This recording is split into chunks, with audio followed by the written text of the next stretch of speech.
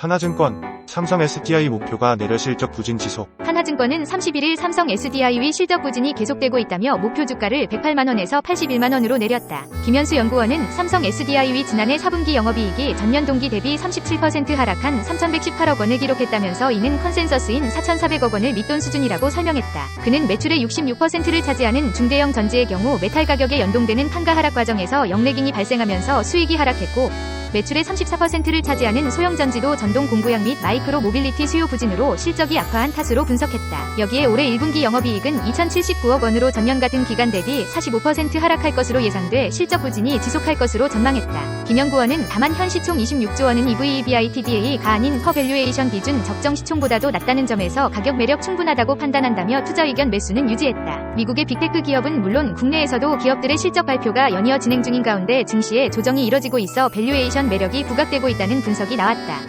향후 국내 증시는 미국 연방공개시장위원회의 양적 긴축의 속도 조절까지 언급돼야 투심이 살아날 것이라는 전망도 제기된다. 강재현 SK증권연구원 뉴욕 증시에서 빅테크 기업들의 실적 발표가 이어지고 있는 가운데 FOMC를 앞두고 관망하는 분위기 형성되고 있다고 전했다.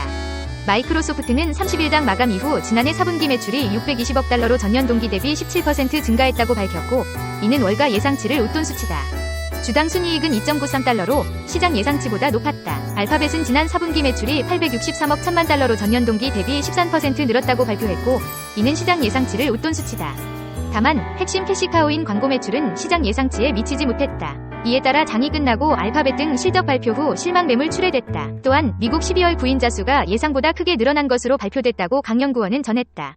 특히 9월 이후 처음으로 구인자 수가 900만 명대로 증가했다. 구인율은 전월 수준의 5.4%를 유지했고, 레저 숙박 구인율은 전월 6.1%에서 5.6%로 하락하며 이전의 하락세를 이어갔다. 그러나 제조업, 전문 사업 서비스, 헬스케어 등 대부분의 산업에서 구인율이 반등했다. 강 연구원은 최근 경제 지표들은 소프트와 하드 데이터 차이가 확실히 있는 것으로 보인다며 실물 경제는 생각보다 양호하고 고용 수요도 은근 살아나고 있는 중이다라고 전했다. 이어 1월 컨퍼런스 보드 소비자 신뢰지수도 반등 이어나갔는데 예상보다 반등 강도가 약하긴 했지만 소비 심리도 개선 중임을 확인했다고 덧붙였다. 이러한 상황이다 보니 FOMC에 대한 경계감이 생겼다는 것이 강 연구원의 설명이다. 이에 따라 국내 증시에도 부정적인 영향을 미칠 것이라는 전망이다. 강 연구원은 국내 증시에서도 연일 실망스러운 실적 시즌이 이어지고 있는데, 미국 빅테크라고 크게 다를 바는 없었다며 국내 증시의 주가 흐름이 최근 미국 기술주와 궤를 크게 같이 하지는 않고 있었지만 악재는 악재대로 반영할 것으로 보인다고 내다봤다. 이어 FOMC에서 양적 긴축 속도 조절이 언급된다면 이는 전체 유동성 측면에서는 증시를 좋게 볼만할 포인트라고 볼 수 있을 것이라며 증시 조정은 밸류에이션에 대한 매수 기회라 생각하지만 당장은 여러 매크로 변수가 꼬여 있어 변동성이 큰 시장인데다 실적 부담까지 겹쳐 있을 것이라고 부연했다. 31일 국내 증시는 전반적인 관망 분위기 속에 개별 종목 장세를 보일 것으로 예상된다. 30일 미국 증시는 연방공개시장위원회 결과를 앞두고 혼조세로 마감했다. 이날 뉴욕 증권거래소에서 다우존스 30산업 평균 지수는 전장보다 133.86포인트 오른 38,467.31로 거래를 마쳤다. S&P 500 지수는 전장보다 2.96포인트 하락한 4,924.97로, 나스닥 지수는 전장보다 118.14포인트 내린 15,509.90으로 장을 마감했다. 주요 종목을 보면 구글, 알파벳과 마이크로소프트 등 주요 기업의 실적 발표를 앞두고 전반적으로 제한된 움직임을 보였다. 애플과 구글, 마이크로소프트, 아마존, 메타 등 주요 빅테크 기업들은 소폭 하락했다. 엔비디아와 테슬라는 상승 마감했다. 이날 장 마감 이후 마이크로소프트와 알파벳의 실적이 발표됐다. 마이크로소프트는 2023년 4분기 매출 620억 2천만 달러를 낸 것으로 나타났다. 시장 컨센서스를 웃도는 어닝 서프라이즈다. 반면 알파벳은 예상에 미치지 못한 실적이었다. 광고 수익이 655억 달러로 예상치인 658억 달러를 소폭 하회하는 등 매출 863억 1천만 달러를 낸 것으로 나타났다.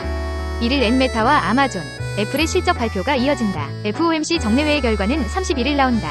연방준비제도는 올해 첫 통화정책회의인 이번 회의에서 금리를 동결할 것으로 예상되는 가운데 금리 인하 시기에 대한 얘기가 나올지 여부에 대해 시장의 관심이 쏠리고 있다. 한지영, 김지현 키움증권연구원은 1월 FOMC가 12월처럼 증시 랠리의 동력을 제공할 소지는 낮으나 이미 낮아진 기대감은 일정 부분 반영됐기 때문에 중립적인 결과로 소화할 것으로 보인다며 국내 증시는 전반적으로 정체된 흐름을 보일 것이며 개별 이슈를 반영해가며 종목 장세를 보일 전망이라고 했다. 전일 국내 증시는 개인과 외국인의 동반 매도세로 2,500선을 내주며 장을 마감했다. 한지영 김지현 키움증권연구원은 업종 관점에서는 반도체와 인공지능 등 IT 업종과 경기 민감 업종의 주가 흐름에 주목할 필요가 있다며 전세계 대장주인 매그니피센트 7의 실적 이벤트가 순탄하지 못하게 출발했다는 점은 국내 증시에서 관련주들의 수급 변동성을 확대할 전망이라고 했다. 다올투자증권은 31일 미국 당국의 보잉 항공기 생산 확대 불허 등으로 한국항공우주의 기체 부품 실적 둔화 등이 예상된다며 목표 주가를 72,000원에서 63,000원으로 내렸다. 최광식 연구원은 지난해 3분기 폴란드에 공급한 경공격기 FA54대의 매출 총이익률이 부진해 회복을 기대했으나 작년 4분기 완제기 수출 마진은 직전 추정치보다 감소할 것으로 예상한다며 지난해 4분기 영업이익 추정치를 기존 1,708억 원에서 1,347억 원으로 하향 조정한다고 설명했다. 이어 최근 보잉 항공기 동체에 구멍이 나는 사고로 미국 연방항공청이 보잉 항공기의 생산 확대를 허가하지 않으면서 한국항공우주의 기체 부품 매출 성장폭도 감소할 것으로 예상한다며 올해 기체 부품의 매출 성장폭이 5%에 그치고 완제기 수출도 줄어들 것이라고 내다봤다. 아울러 위성사업, 이라크 기지 재건 지연 등 일회성 요인이 존재할 가능성 등을 반영해 올해 연간 영업이익을 2,030억 원으로 예상한다며 기존 추정치를 38% 하향 조정했다. 최 연구원은 다만 올해 필리핀 경전투기 사업,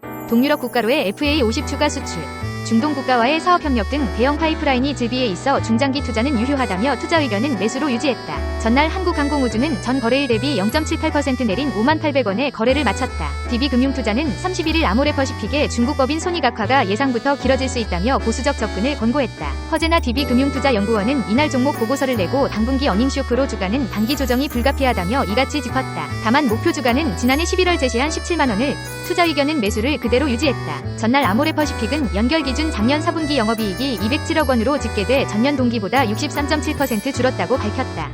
시장 컨센서스인 351억 원에 크게 미치지 못한 것이다. 허연구원은 중국 쇼크가 주된 원인이라며 영업외 측면에서 자회사 코스RX 가치재평가 관련 파생상품 이익 1,200억 원과 중국 법인 자산손상 차손 300억 원 이상이 반영됐다고 설명했다. 이어 기저효과로 올해 2분기 중국 매출 감소폭은 축소되겠으나 마케팅비 확대 집행은 지속될 것이라며 보수적으로 올해 상반기 누적 적자는 약 300억 원이라고 추정했다. 허연구원은 주가가 큰 폭으로 하락하거나 오를 가능성은 제한될 것으로 봤다. 그는 5월부터 코스RX의 실적이 연결 편입되며 증이 기울기가 가팔라져 주가가 큰 폭으로 하락할 가능성은 제한적이라면서도 코스RX 실적 편입 기대감은 주가에 이미 반영돼 유의미한 주가 상승도 제한적이라고 판단했다. 그러면서 중국 법인의 매출 회복과 수익성 개선이 전제돼야만 추세적 주가 상승이 가능할 것이라며 목표 주가와 괴리율 확대로 투자 의견 매수를 유지하지만 당분간 보수적 접근을 권한다고 덧붙였다.